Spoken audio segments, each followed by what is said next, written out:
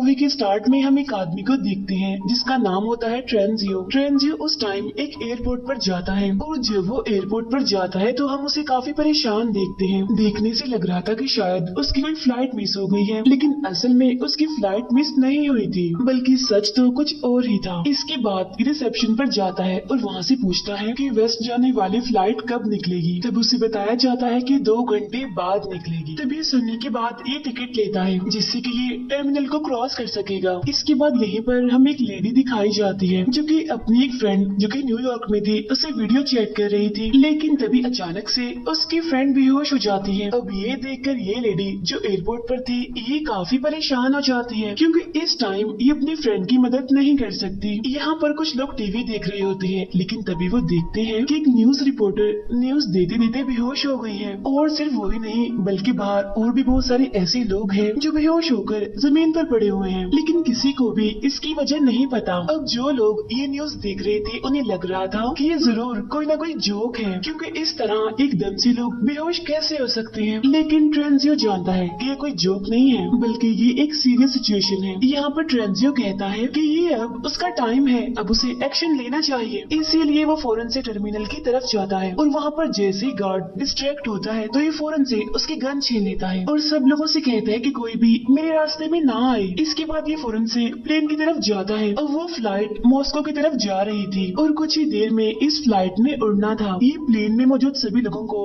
Gun point पर लेता है और प्लेन को फौरन से उड़ाने के लिए कहता है, लेकिन जो असली पायलट था वो अभी तक प्लेन में नहीं आया था। लेकिन जो को पायलट होता है वो इस टेररिस्ट की हेल्प नहीं करना चाहता, इसीलिए ये दोनों एक दूसरे से लड़ रहे होते हैं, जिसकी वजह से एक गोली उस पायलट को लग जाती है, इसीलिए वो जख्मी हो जाता है। ये गोली उस पायलट के हाथ में लगी थी। अब इस सारे सिचुएशन की वजह से वो सारे पैसेंजर्स काफी परेशान थे और फ्लाइट अटेंडेंट इन सबको हौसला दे रही थी कि सब ठीक हो जाएगा, कुछ भी नहीं होगा।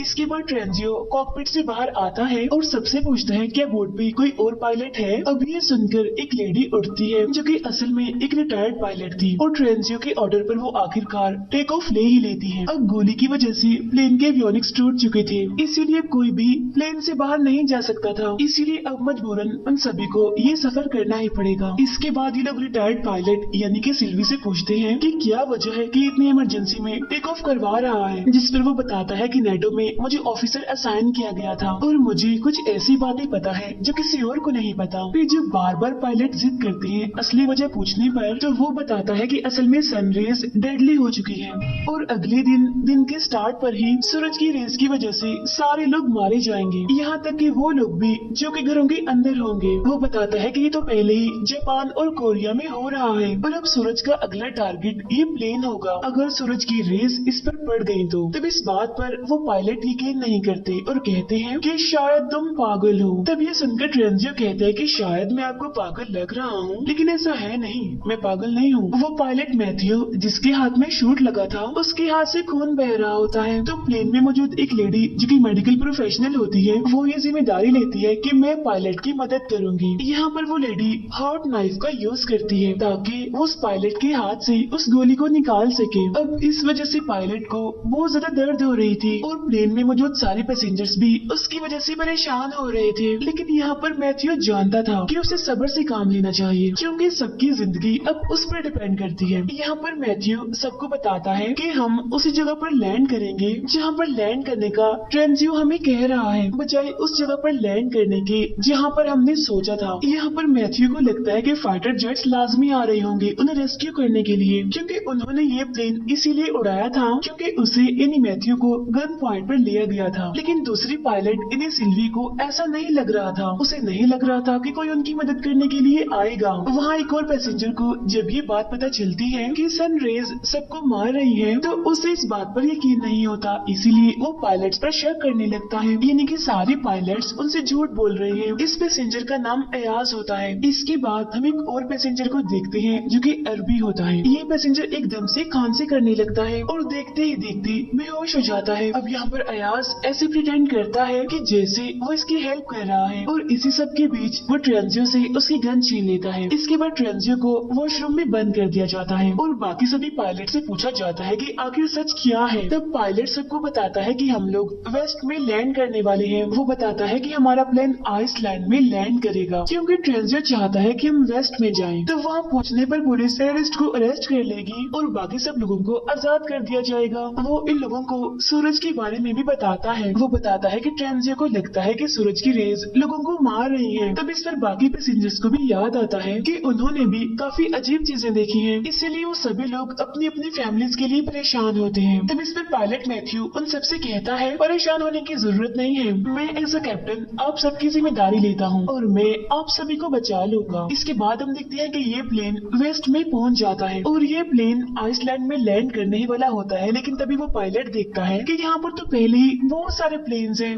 और इतने ज्यादा प्लेन्स होने की वजह से कुछ प्लेन्स तो क्रैश भी हो गए हैं और तो और यहाँ पर लैंड करने की जगह भी नहीं है, लोग भी इधर उधर भाग रहे हैं, जिससे पायलट को यकीन हो जाता है कि ट्रेंजियो सच ही कह रहा था। लेकिन अब क्योंकि इनके पास लैंड करने की कोई और जगह नहीं है तो ये सोचते हैं कि थोड़ा आगे जाकर स्कॉटलैंड में लैंड करेंगे। इसके बाद ट्रेंजियो को वॉशरूम से बाहर निकाला जाता है और उससे कहा जाता है कि सबको इस सिचुएशन के बारे में बताओ, यानी कैसे सूरज की रेस सबको मार रही है। ट्रेंजियो कहता है कि मुझे सबके बारे में मेरे सीनियर से पता चला और मैं तो खुद भी नहीं जानता कि ये सब कुछ क्यों हो रहा है और ये सब कुछ कब खत्म होगा। मैं तो बस इतना जानता हूँ कि अगर हमने बचना है तो हमें सूरज से कहीं दूर लैंड करना पड़ेगा, किसी ऐसी जगह पर जहाँ पर सूरज की रेस ना पहुँचती हो। अब यहाँ वही अरबी जो कुछ टाइम पहले बेहोश हो गया था वो अभी भी जिंदा होता है और बड़ी ही मुश्किलों से वो सांस ले रहा होता है। वो बस मरने ही वाला होता है और अपनी आखिरी सांसों में वो सबको बताता है कि मैंने डायमंड्स स्वेलो कर लिए थे। अब यहाँ पर वो नर्स पूरी कोशिश करती है कि किसी तरह से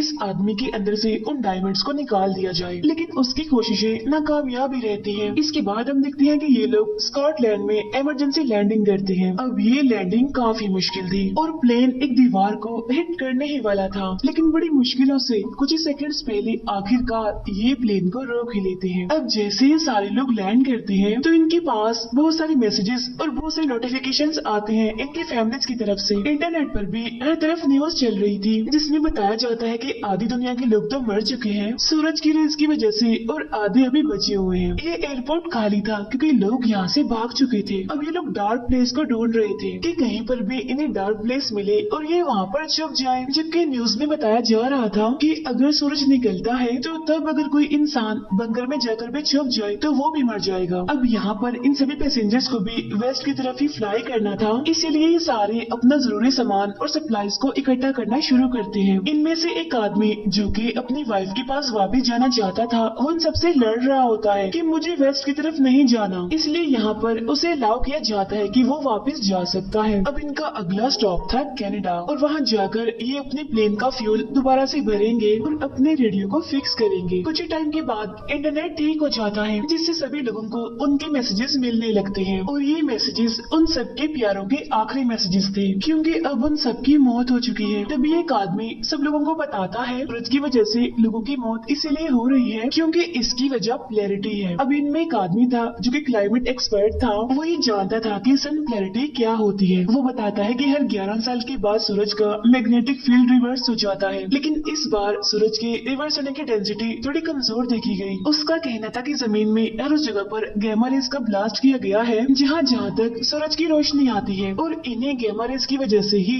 लोग मर रहे हैं। अब इस थ्योरी को प्रूव करने के लिए भी इनके पास कोई रास्ता नहीं था, लेकिन तभी हम देखते हैं कि अयाज को एक नई रिपोर्ट मिलती है जिसमें बताया गया कि RAF के सर्विसमैन जो कि इन्होंने पिक किए हैं और इस टाइम इनके प्लेन में हैं, वो असल में टेररिस्ट हैं जो कि अफगानिस्तान से आए हैं। इन्हें अरेस्ट कर लिया गया था और इन्हें इनकी कंट्री में वापस लेकर जाया जा रहा था। बाहर हम देखते हैं कि उनमें से एक टेररिस्ट एक बूढ़े आदमी से लड़ रहा होता है और बाद में उसे धक्का देता है जिसकी वजह से उस बूढ़े आदमी की मौत हो जाती है। अब ये बात जब पायलट को पता चलती है तो मेन पायलट ये डिसाइड करता है कि वो उन टेररिस्ट को कनाडा में छोड़कर अपनी फर्दर एक दूसरी फ्लाइट लेंगे। इसके बाद ये लोग लैंड करते हैं और अब सूरज निकलने में सिर्फ 2 घंटे रह गए थे। यहाँ पर उन टेररिस्ट को कहा जाता है कि आप रेडियो को रिपेयर करने के लिए यहाँ आसपास कोई शॉप देखें। तब इस बात पर वो 2 पैसेंजर्स को अपने साथ ले जाने के लिए कहते हैं। वो कहते हैं अच्छा ठीक है हम शॉप ढूंढने के लिए जाएंगे, लेकिन साथ में जेकब और और गैब्रियल को लेकर जाएंगे। अब यहाँ पर जेकब को तो सारे प्लान का पता था, लेकिन गैब्रियल को इस बारे में नहीं पता था। फिर जब जेकब और गैब्रियल टेररिस्ट के साथ जाते हैं तो जेकब उन टेररिस्ट को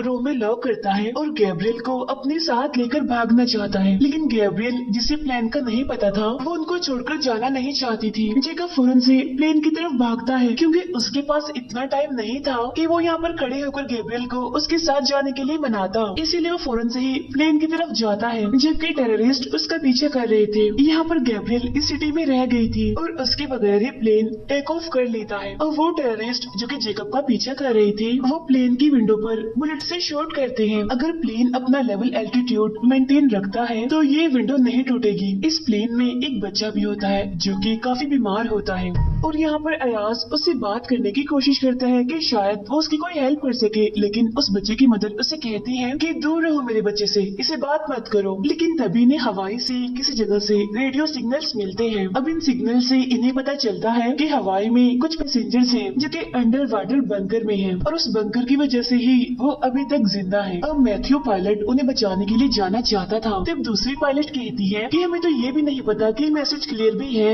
या फिर नहीं, इसीलिए उन्हें बचाने के लिए जाना शायद ठीक नहीं होगा, उन्हें बचाने के लिए जाना पागलपन होगा। तभी यहाँ पर ट्रेंजियो आता है और कहता है कि सारे फैसले कैप्टन ही ले रहा है, हम सब क्यों नहीं ले रहे। तभी वो सारे पैसेंजर्स को बुलाता है और यहाँ पर ये फैसला होता है कि सारे पैसेंजर्स वोट करेंगे और मिलकर फैसला करेंगे। लेकिन तभी अचानक से प्लेन में अलार्म बजने लगते हैं जो कि ये बता रहा था कि शायद प्लेन में कोई माल फंक्शन है, तो इसीलिए ये प्रॉब्लम को चेक करते हैं और मैथ्यू को ये बात पता चलती है कि वो टेररिस्ट जिन्हें के ये पीछे छोड़कर आ रहे थे वो तो असल में इन्हें फॉलो कर रहे थे और उनमें से एक टेररिस्ट ने खुद को लैंडिंग गियर से अटैच कर लिया है और अगर वो वहीं रहा तो ये लोग सेफली लैंड नहीं कर पाएंगे। इसीलिए मैथ्यू डिसाइड करता है कि वो स्पीड के साथ चलेगा जिससे कि ऑक्सीजन भी कम हो जाएगी और हाई स्पीड की वजह से वो खुद ही गिर जाएगा। लेकिन यहाँ पर वो ये बात याद नहीं रखता कि इनके प्लेन की विंडो भी टूट चुकी है और जैसे प्लेन स्पीड से चलता है तो प्रेशर की वजह से वो विंडो टूट जाती है। प्लेन में हवा तेजी से आ रही थी और चीजें उड़ रही थी। पैसेंजर्स के लिए वहाँ पर स्टे करना मुश्किल हो रहा था। तब यहाँ पर मैथ्यू जल्दी से प्लेन की स्पीड को कम करता है और उसे लोअर एल्टीट्यूड पे लाता है। फिर हम जेकब को देखते हैं जो कि एक लकड़ी का बोर्ड विंडो के सामने रख देता है ताकि हवा इतनी स्पीड से अंदर ना आ सके। अब यहाँ पर जो बच्चा बीमार था उसके लिए सांस लेना मुश्किल था क्योंकि उसे सांस की ही प्रॉब्लम थी। तब यहाँ पर अयाज को एक प्लान आता है और वो उस बच्चे के लिए एक ऑक्सीजन पाइप का यूज करता है। तब ये देखकर उस बच्चे की मदर को काफी शर्मिंदगी होती है क्योंकि उसने पहले अयाज को अपने बच्चे से दूर रहने के लिए कहा था, लेकिन आज अयाज ने ही उसकी मदद की। यहाँ पर कैप्टन उन सबको बताता है कि अगर हम इसी स्पीड के साथ चलते रहे तो हम हवाई में लैंड नहीं कर पाएंगे, इसीलिए वो अपनी लैंड करने की लोकेशन को चेंज करते हैं। और तो और हैंगिंग टेररिस्ट की वजह से इन्हें मुश्किल का सामना करना पड़ रहा था। लेकिन तभी हम देखते हैं कि अयाज, जेकब और ट्रेंजियो अंडर कैरेज में जाते हैं। ये प्लेन के फ्लोर पर ही होल बनाते हैं ताकि उस टेररिस्ट को देख सके। ट्रेंजियो अपनी गन का यूज करता है लेकिन ये क्रिमिनल गन को छीन लेता है। वो ट्रेंजियो को मारने ही वाला होता है कि तभी अयाज आकर ट्रेंजियो की जान बचा लेता है और उस टेररिस्ट को शूट कर देता है। अब कुछ देर के लिए अयाज इन सबका हीरो बन चुका था, लेकिन तभी इन्हें यहाँ पर एक और सच पता चलता है और वो ये कि वो अरबी पैसेंजर जो पहले इनके प्लेन में था, लेकिन जिसने डायमंड्स खा लिए थे, वो असल में अयाज की वजह से ही मरा था क्योंकि इन पैसेंजर्स ने उस अरबी पैसेंजर की बॉडी को कनाडा में ही दफन कर दिया था। लेकिन तभी उन्हें ऐसा करता एक लड़का देख लेता है और वो भी एक पैसेंजर होता है इसी प्लेन का। उस लड़के पैसेंजर ने देखा कि अयाज उस अरबी पैसेंजर की बॉडी को काट कर उसमें से कुछ निकाल रहा है। तब यहाँ पर अयाज बताता है कि असल में मैं डायमंड्स को स्मगल करता हूँ और जो डायमंड्स मैंने स्मगल किए थे वो उस अरबी पैसेंजर की बॉडी में थे, लेकिन अब क्योंकि उस अरब पैसेंजर ने इंस्ट्रक्शंस को ठीक से फॉलो नहीं किया था इसी वजह से उसकी मौत हो गई और तब मजबूरन मुझे उसकी बॉडी से उन डायमंड्स को निकालना ही पड़ा। अब ये सुनकर सारे पैसेंजर्स को अयाज पर काफी गुस्सा आता है और कुछ पैसेंजर्स तो कह रहे थे कि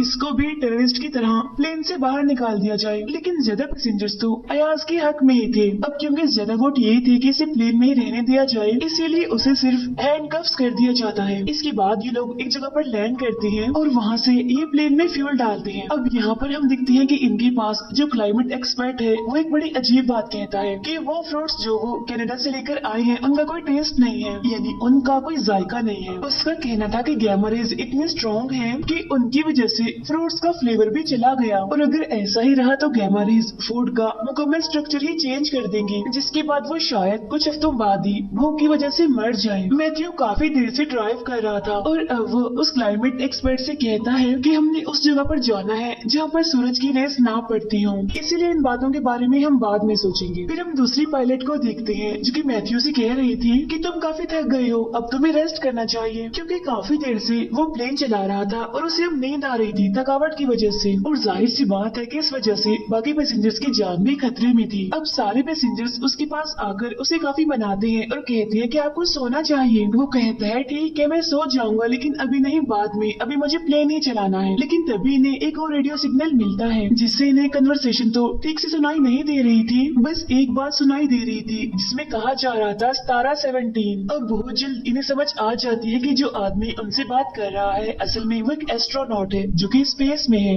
अब ये लोग काफी हैरान थे इस वजह से कि वो जिंदा है और लग रहा था कि शायद वो जमीन पर मौजूद कंट्रोल रूम से बात कर रहा है। अब ये लोग डिसाइड करते हैं कि ये लोग नेटो के हेडक्वार्टर तक जाएंगे, यानी जहाँ से ये सब कुछ शुरू हुआ। वहाँ मैथ्यू जो कि वॉशरूम में गया था, ये सब लोग आकर देखते हैं कि वो तो बेहोश पड़ा हुआ है वहाँ पर। असल में उसके हाथ पर जो गोली लगी थी उसकी इंजरी पहले से ज्यादा सीरियस हो गई थी, जिसकी वजह से पॉइजन उसकी पूरी बॉडी में ही फैल रहा है। तब इन पैसेंजर्स में से जो नर्स होती है वो कहती है कि अगर हम लोग किसी तरह हॉस्पिटल पहुँच जाए तो मैं इसका ऑपरेशन कर दूंगी। अब दूसरी पायलट जिसका नाम सिल्वी है वो काफी परेशान होती है ये सोचकर कि मैथ्यू के बगैर मैं प्लेन अकेली कैसे चलाऊंगी। तब सारे पैसेंजर्स उसे इंसिस्ट करते हैं कि तुम्हें ट्राई करना होगा, अगर तुम्हें इसका एक्सपीरियंस नहीं है तो फिर भी तुम्हें ये प्लेन चलाना है, क्योंकि अब तुम भी हमारी एक आखिरी उम्मीद हो। यहाँ पर हम देखते हैं कि सिल्वी यूट्यूब पर वीडियोस देखती है जिससे कि वो ये समझ रही है कि उसे कैसे प्लेन को लैंड करना है। अब वीडियो दिखना तो आसान था, जब प्लेन को उड़ाना था, उसे लैंड करवाना था, तो ये सब तो बहुत मुश्किल था, इसीलिए सिल्वी काफी घबरा रही थी। अब ये लोग लैंड तो करते हैं लेकिन ये लैंडिंग काफी शेकी सी थी, लेकिन किस्मत से सारे पैसेंजर सेफ थे और सारे खड़े होकर सिल्वी के लिए क्लैपिंग करते हैं। फिर टाइम ज़ाया ना करते हुए ये खुद को 3 ग्रुप्स में डिवाइड करते हैं, यानी इन सब ने अलग अलग टास्क परफॉर्म करने थे, जिसमें से कुछ ने तो प्लेन के फ्यूल को रिफिल करना था,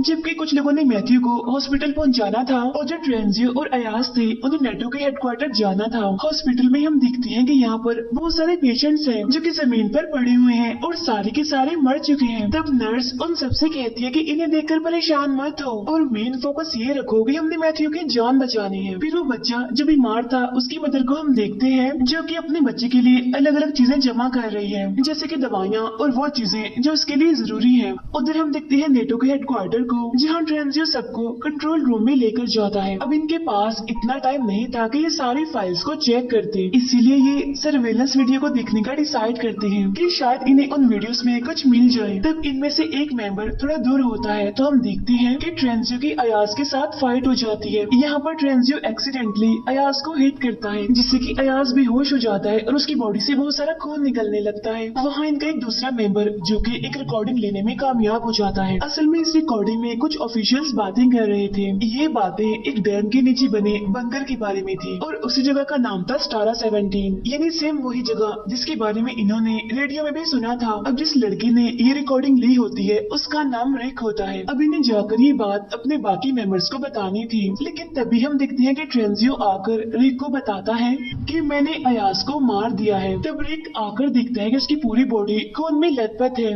वहाँ हम देखते हैं कि मैथ्यू की हालत अब पहले से बेहतर है। इसके बाद मैथ्यू को प्लेन में लाया जाता है, बाकी सब मेंबर्स भी प्लेन में वापस आ जाते हैं। ऑपरेशन के बाद मैथ्यू काफी बेटर फील कर रहा है। ट्रेंजियो सबको बताता है कि अब हमें अयाज का इंतजार नहीं करना चाहिए क्योंकि अब वो वापस नहीं आएगा। सभी लोग परेशान थे कि आखिर क्यों अयाज वापस नहीं आएगा। और जब मैथ्यू इंजन स्टार्ट करता है तो ये सारे लोग देखते हैं कि अयाज इनके प्लेन के बिल्कुल सामने था। अब अयाज को प्लेन में ले लिया जाता है और ट्रेंजियो के हाथ बांध दिए जाते हैं। यहाँ पर सिल्वी उन सबको बताती है कि अगर हमारी बल्गेरिया के प्लेन ने काम ना किया, यानी डैम में मौजूद उस बंकर में जाने का, तो हमारे पास इतना फ्यूल नहीं होगा कि हम फर्दर किसी और जगह पर जा सकें। और जैसे ये लोग लैंड करेंगे इनके पास सिर्फ 20 मिनट होंगे जिसमें कि ये भागकर बंकर की तरफ जाए। यहाँ अयाज की तबीयत खराब होने लगती है क्योंकि उसका बहुत सारा खून बह चुका था। यहाँ पर सारे लोग अयाज से पूछते हैं कि ट्रेंजियो ने तुम्हारे साथ ऐसा किया, इसके बाद तुम उसे क्या सजा देना चाहते हो। तब ये सुनकर अयाज कहता है कि मैं नहीं चाहता कि वो मरे, बल्कि मैं चाहता हूँ कि वो हमारे साथ उस बंकर के पास जाए। अब क्योंकि बंकर काफी दूर था तो इसीलिए जैसे प्लेन लैंड होता है तो ये सारे लोग गाड़ियों पर बैठकर बंकर की तरफ जाने लगते हैं। इन सारे पैसेंजर्स को दो ग्रुप में डिवाइड किया गया था, यानी कि दो गाड़ियों पर ये लोग जा रहे थे। इनमें पहली गाड़ी को